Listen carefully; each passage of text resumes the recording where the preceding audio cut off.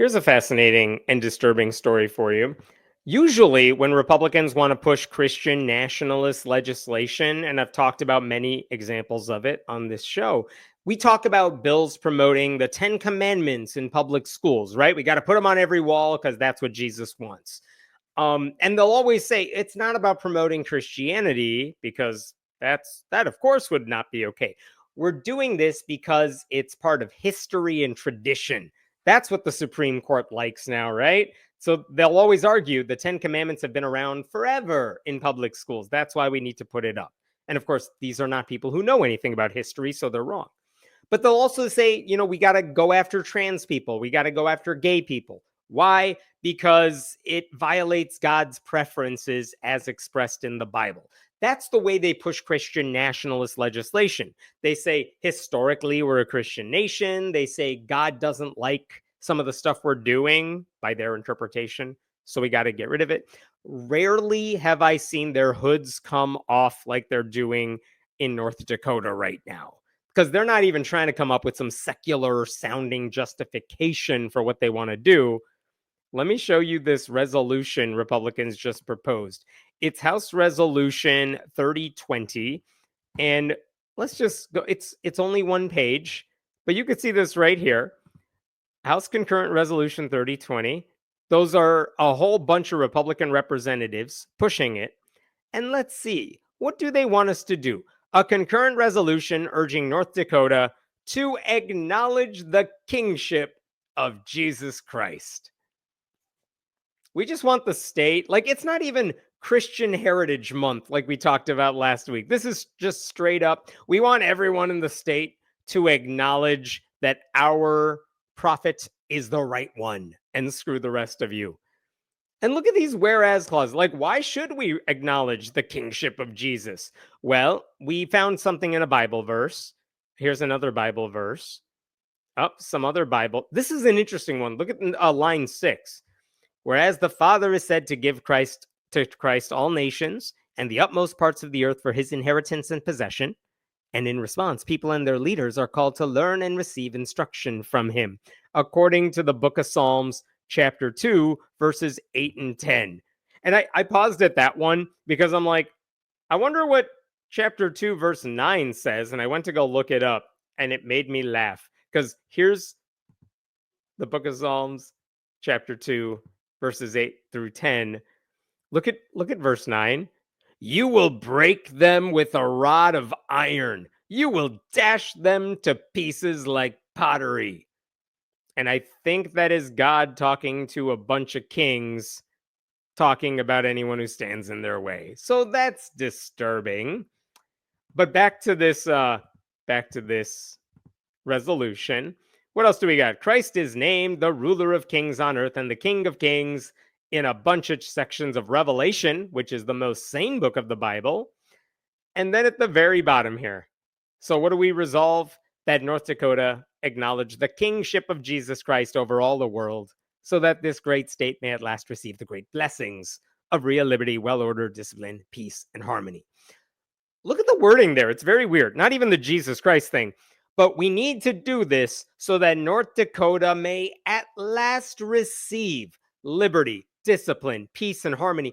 That suggests North Dakota currently has 0 of those things, which I think is a self-own on their part. Wow, we really live in a really shitty state right now, but if we pass this resolution, everything will get better.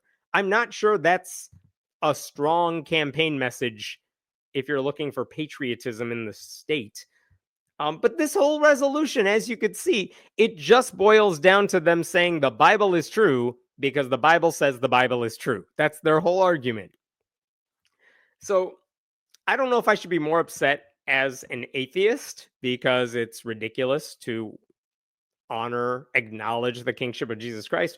I don't know if I'm more upset as an atheist or someone who just wants to live in a democracy, because what the hell are we even doing here? The kingship part is just as troubling as the Jesus Christ bit. But both of them together, that is extremely disturbing. So is this resolution unconstitutional? Yeah, of course it is. But Republicans have made it clear they don't give a damn about the Constitution if it gets in the way of their religious agenda. And the fact that this resolution is symbolic and carries no legal weight and wouldn't actually change anything, that is irrelevant because the symbolism is the point. This is a way for white conservative Christians in North Dakota to remind everyone across the state that only their religion counts. Religious pluralism, that is a joke. Non-Christians are second-class citizens in North Dakota. Honestly, even Christians who don't agree with them are considered enemies to these Republicans. So these guys are like throwing their hands up in surrender. Also, when they say we want to pass this resolution in order to defend liberty and peace and all that stuff, they're basically saying, well, we can't do that because what are we? We're just legislators. We don't know how to create peace or good laws. We need Jesus for all that. I don't know. I live in a blue state, and states that are not run by Republicans do a lot of these things pretty damn well. So I don't know. Maybe you look to them instead of your Bible. So a couple other things about this resolution. It was introduced by 12 Republicans in North Dakota. 5 of them have already made headlines because they sponsored a different bill you may have heard of, trying to condemn marriage equality and urge the Supreme Court to overturn the Obergefell ruling. So that's disturbing. And the main guy in charge of this particular bill, his name is Nico Rios, and he's a nut job who recently said this in response. Let me pull this up here for a second. He recently said this when Trump was trying to pass those tariffs against Mexico. The Mexican president, Claudia Sheinbaum, she responded like, no, you're not doing tariffs in Mexico. We'll do retaliatory tariffs. And this guy, Nico Rios, this is what he tweeted in response to that. I swear, I know it looks like I'm quoting a spam bot there, oil field rocket. This is a state lawmaker in North Dakota. And the headline that he's quoting says Mexico's president announces retaliatory tariffs on the United States. And what does this lawmaker say? When some third world leader wouldn't go along with Clinton, Bush, Obama, that's just stupidly racist, the CIA would just start a color revolution and overthrow them. Wonder if the CIA would help Trump overthrow and kick this Jew out of power in Mexico. Probably not. Can Doge or Elon do this? LMAO. So this lawmaker is responding to the president of Mexico by calling her this Jew. That's the sort of dude who's now saying we need to acknowledge the kingship of Jesus Christ. Like, it shouldn't surprise anybody that the same dude who's like, you know who's a good Christian? I am. It shouldn't surprise anybody that that dude is also anti-Semitic and a conspiracist and a bigot. I don't know. Maybe it's the DUI he got last year talking here. But either way, this is the dude who's pushing this bill. I found this interesting too. When a local journalist asked him about that tweet and said, do you think it's appropriate to call the president of Mexico a Jew? Here's Nico Rios responding to that journalist. You're an atheist, he added. This is something I have acknowledged over the years in my work. Do you think it's okay if people call you an atheist? Nico Rios seriously said, it's okay for me to call her a Jew because you're an atheist, and isn't it okay if someone calls you an atheist? It's like, dude, the problem isn't that she's actually Jewish and you called her that. It's the way you said it. We all know how you said it. Rios didn't give me a chance to answer that during our conversation, saying he was at the gym and had to go. He was not at the gym, you guys. For the record, I don't think it's a bad thing if people refer to me as an atheist because that is what I am.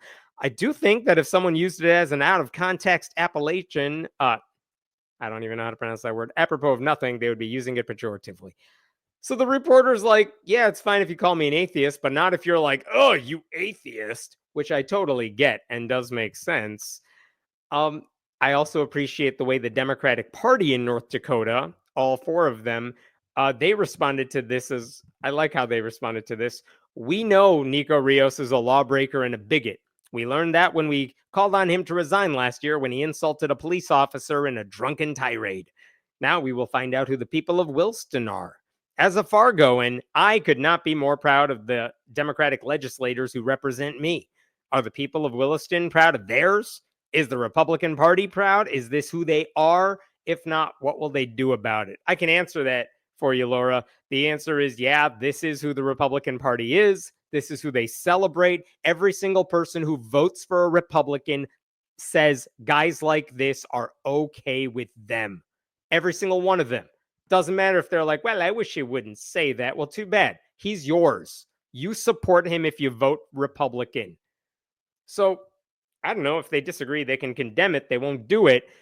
And again, the thing that's most disturbing about not his tweet even, but the pro-Christianity resolution this guy is sponsoring is that the Republican Party did not dismiss it out of hand immediately.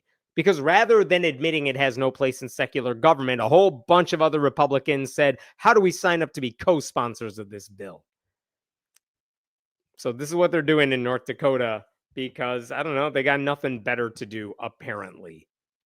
All right, I'm going to stop there for this story. What other questions we got here? This this is America. We don't have kings. That is what I was also taught. But apparently the 2024 election says otherwise. It's a myth that the leading Republicans right now have a religious agenda. They're only using religion to try and support their greedy economic agenda. I don't know if I believe that. I think they really do believe, like Mike Johnson really does believe his religious agenda and the Republican Party's agenda are intertwined. I don't think he's lying when he wears his Christianity on his sleeve. I think this is how they have morphed Christianity. It's just into a let's hurt as many people as possible. And that's the big thing. That's what the overlap of the Venn diagram is between right-wing Christians and the Republican Party. They just love using their beliefs to hurt other people. And in Trump, they found a guy that eggs them on. And Elon Musk loves doing it too. And so both of these groups are pushing their own agendas, but their agenda is let's use our beliefs to hurt people. And it turns out they agree on which group should get hurt. Unless I hear more white evangelical Christians actively protesting against what this government is doing, there is no reason they should be allowed to not be criticized for what's going on. I sincerely hope that there is backlash to what Trump is doing now and to the party for the future. And I hope that backlash hits evangelical Christians as well. They deserve it. I mean, I hope people start running away from that religious label in years to come because of how Trump has hijacked it. Supreme Court made Biden and Trump kings. No, they didn't. I don't even know what that's talking about. They didn't make Biden anything. There hasn't been a liberal majority Supreme Court in a good 50 years. And even that one definitely did not make a Democrat king. So I don't know what that's supposed to mean. I guess if you're saying they have immunity, fine. But that's clearly just for Donald Trump because he can get away with stuff. Again, even if they said presidents have immunity to do whatever they want, and it applies to Democrats, you know as well as I do that if a Democrat ever acted like a Republican, this Supreme Court would find a way to stop it. Because their rules are not meant to be applied across the board. They're meant to apply to to stop Democrats from doing anything they're doing and to let Republicans get away with anything they want. I'm wondering if everything going on is the start of a true American theocracy or the beginning of the end of the evangelical stronghold. Are those the only two options? I don't even think it's a start of a theocracy. It's more like Republicans are just taking, even though they're a minority in terms of vote count, like Trump didn't get 50% of the votes. And even though they represent in the Senate a much smaller minority of the country than Democrats do, even though they have fewer seats in the Senate, they're just trying to use their power to cling to that power as much as possible. So it's not a lack of an evangelical stranglehold. I think they're trying to keep whatever power they still have so that no one else can get it. And I don't know that they would call that a theocracy so much, but they will definitely use religion if it helps them achieve that goal.